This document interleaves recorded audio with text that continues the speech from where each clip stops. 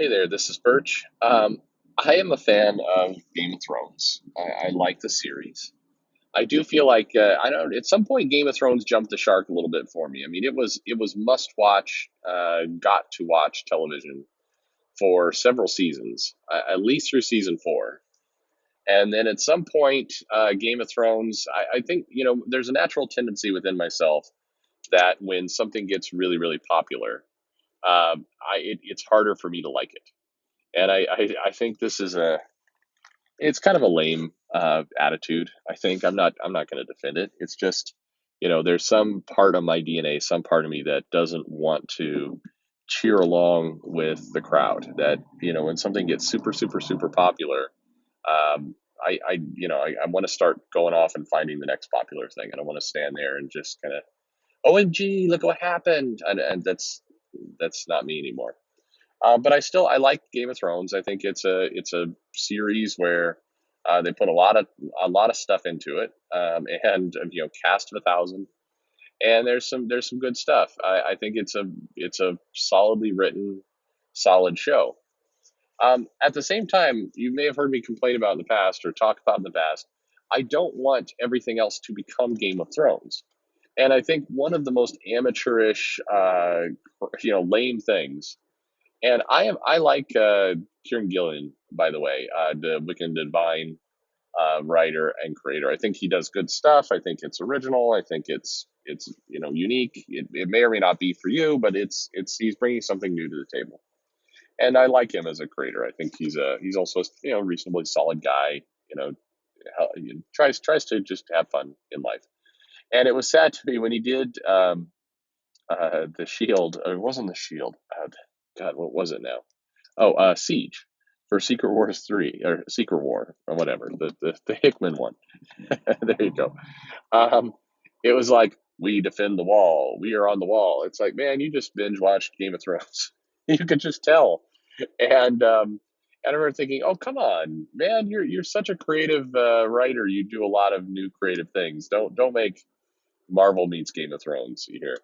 I think that when comics, do the I won't bend the knee, I stand on the wall.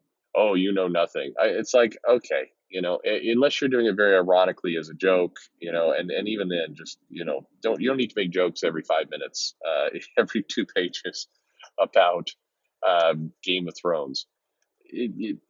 Come up with your own stuff. And I think it's if you look back on comics and you read, as I do from time to time, I'll go back and I'll read runs of comics. I'll just go and read a couple hundred issues, not all in one sitting, obviously, but it's funny because you can pick up on things that the writer was influenced in. Not all writers. I think you read Grant Morrison, you read that new X-Men run, and pop culture is not spitting at you through the pages. He's able to have a pretty good balance, and it feels evergreen. It feels timeless. It feels good.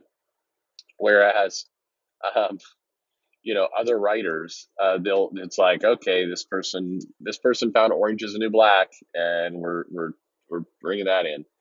I think that the best way that people can honor properties and work is to like it, enjoy it, dig for what is the true kind of platform, what's the thing in the background that's making this so great, and copy that, mimic that, pay homage to that.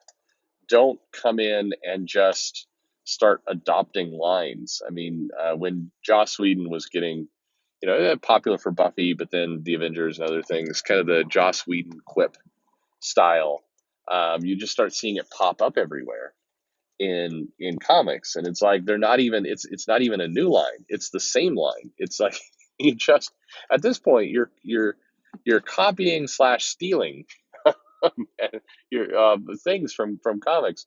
I think that it always makes a comic feel really dated.